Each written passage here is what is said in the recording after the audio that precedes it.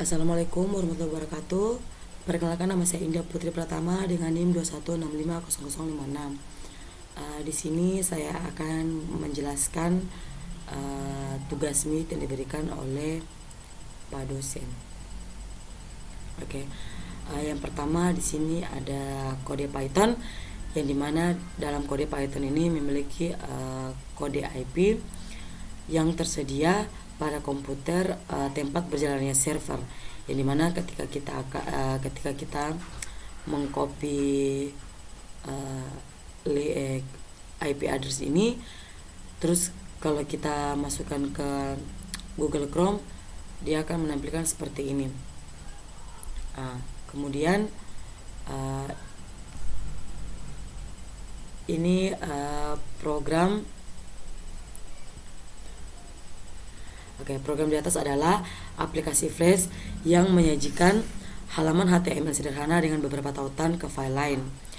Contohnya seperti di atas adalah import modul, di mana OS modul ini digunakan untuk melakukan operasi terkait sistem operasi seperti mengakses directory file. Flash and send from directory dari modul Flash digunakan untuk membuat aplikasi web dan mengirim file dari direktor. Kemudian mendefinisikan rute utama, yaitu app route mendefinisikan rute utama yang akan merespon permintaan GET dengan mengembalikan tampilan HTML. Di sini ada fungsi index, di mana fungsi index ini akan dijalankan ketika rute utama atau diakses. Fungsi ini mengembalikan tampilan HTML yang akan ditampilkan di browser. Tampilan HTML tersebut berisi judul home dan beberapa rute lainnya, seperti pada gambar dimana kita di sini terlihat home, tugas 1, tugas 2, dan tugas 3. Di sini adalah dari nomor 46 sampai 56 ini sampai ke bawah. Di situ adalah tampilan untuk script tampilan menu home. Dimana dengan tampilan HTML di atas, ketika kita mengakses halaman utama dari server Flash, kita akan melihat judul home, diikuti oleh ketiga tautan yang ditampilkan dalam bentuk datar seperti tugas 1, tugas 2, tugas 3 seperti yang ini. Di sini pada tugas 1 biodata terdapat biodata teman sekelompok saya, yaitu Anggun Violani, yang dimana program di samping ini adalah sebuah halaman HTML sederhana yang menampilkan informasi dan beberapa elemen HTML seperti teks, gambar, tabel, daftar, dan tautan. Saat halaman HTML dibuka di browser, semua elemen HTML yang terdefinisi akan dirender di browser. Bagian head mengandung informasi tentang dokumen seperti judul halaman dan gaya CSS yang didefinisikan dalam elemen style. Pada contoh ini, judul halaman ditetapkan sebagai pertemuan 1. Ada beberapa aturan gaya yang diberikan untuk elemen judul halaman 1 dan halaman 2 seperti paragraf P dan daftar.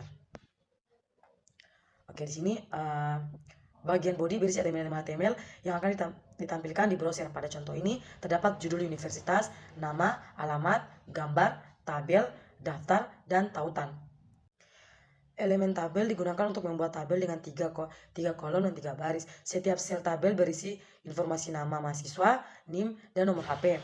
Atribut model cell spacing dan cell padding digunakan untuk mengatur tampilan dan jarak antar sel. Di sini juga terdapat elemen daftar terurut dan elemen daftar tak terurut. Elemen daftar tak terurut ini digunakan untuk membuat daftar tak terurut dengan 2 poin. Setiap poin diwakili oleh elemen I, elemen A digunakan untuk menautkan tautan ke situs web eksternal seperti Google dan Facebook.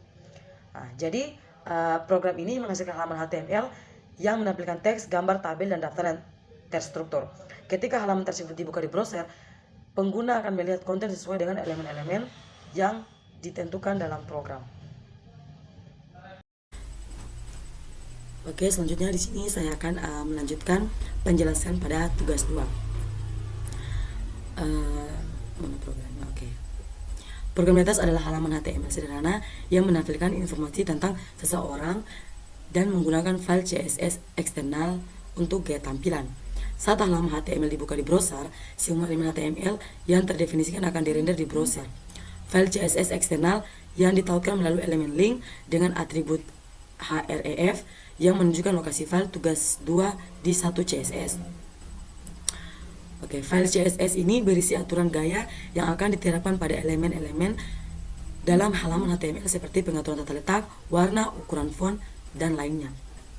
Ketika HTML ini dijalankan, browser akan membaca dan menerapkan struktur HTML serta gaya yang didefinisikan dalam file CSS.